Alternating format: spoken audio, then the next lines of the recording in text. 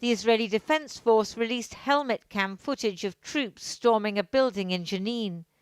The raid started just after 7 this morning. Israel says it was targeting militants from Islamic Jihad who were planning multiple major terror attacks in Israel. But Palestinians condemned the operation as a massacre. By the time the raid and the subsequent 3-hour gun battle were over, the building was in ruins, and 9 Palestinians were dead, 2 of them civilians, including a 61-year-old woman. The destruction was widespread and will only fuel the fury of young Palestinian men who see no future under occupation. They gathered to burn tires and throw stones at the Israeli soldiers.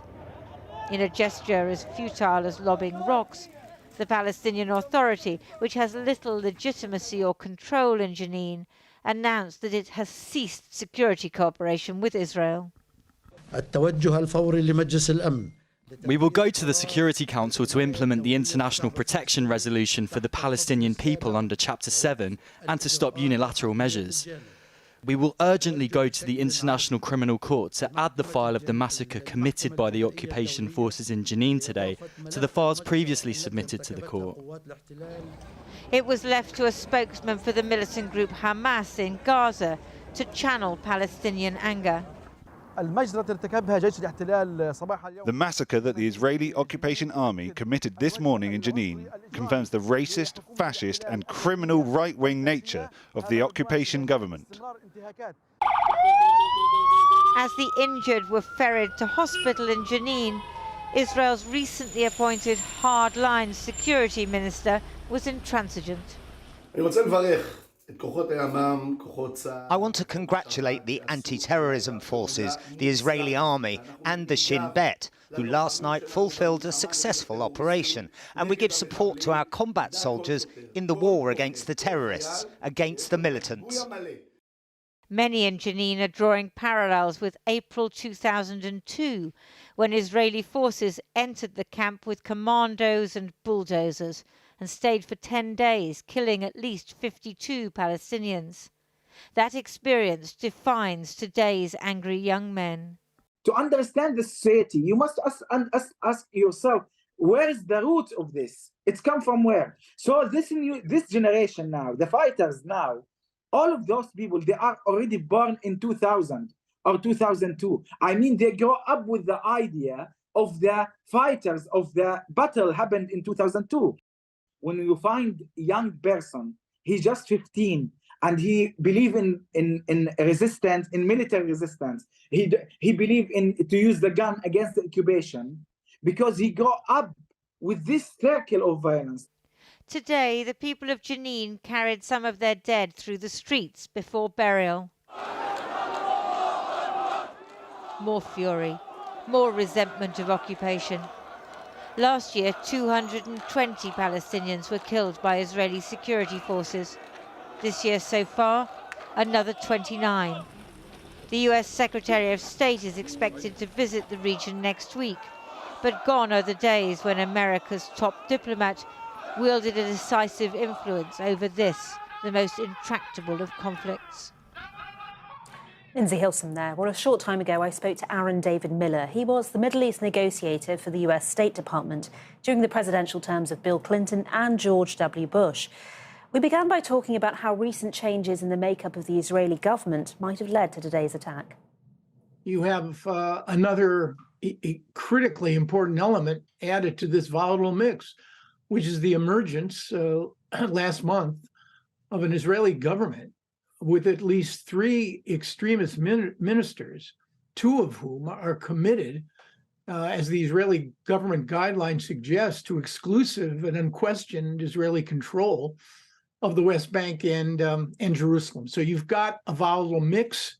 A line from a great novel, Green Mantle, by John Buchan, written in the early 20th century, said there's a hot wind blowing from the east, and the dry grasses await the spark. That's exactly what we're seeing, and I suspect it's going to get worse before it gets worse. Well, given what you've just said about the Israeli government, and we know that this is the most right-wing government in the history of that state, What sort of influence can President Joe Biden, and indeed Secretary Blinken, who's due to visit next week, actually have? Well, look, let's be clear. Governing is about choosing.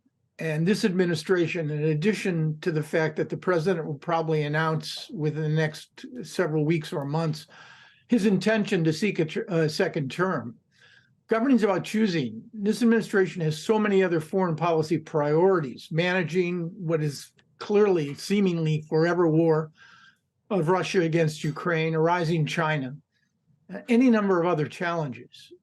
They'd like this issue to go away.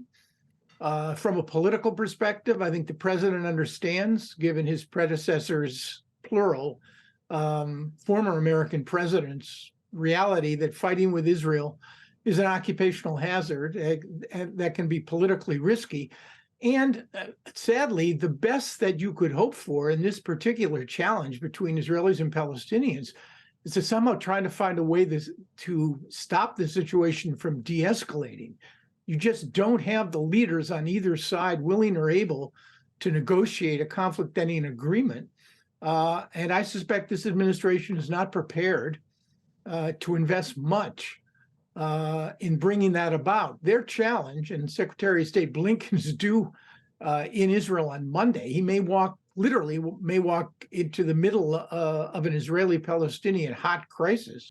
There are disturbing echoes of the past. Some 20 years ago, April 2002, we saw similar raids on the Jenin camp. Israel was then accused of committing war crimes by Human Rights Watch. The children then are the young men and women today. I mean, this endless sort of cycle of repeating history in that area. What happens? You know, I think even Pythia, the oracle at Delphi, reading the best of goat entrails and coffee grinds, probably could not answer your question.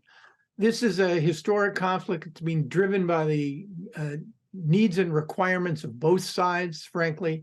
And if it's ever to be adjudicated and negotiated, the requirements are going to have to be met. I simply see no prospect whatsoever with this Israeli government or its predecessor of any sense that basic demands of Palestinians in a negotiation, an independent Palestinian state based on June 67 borders with East Jerusalem as a capital. I see no prospect of those sorts of aspirations being met by the Israeli government. By the same token, I think you now have a crisis within the Palestinian national movement. You've got two sets of constitutions, two sets of security teams.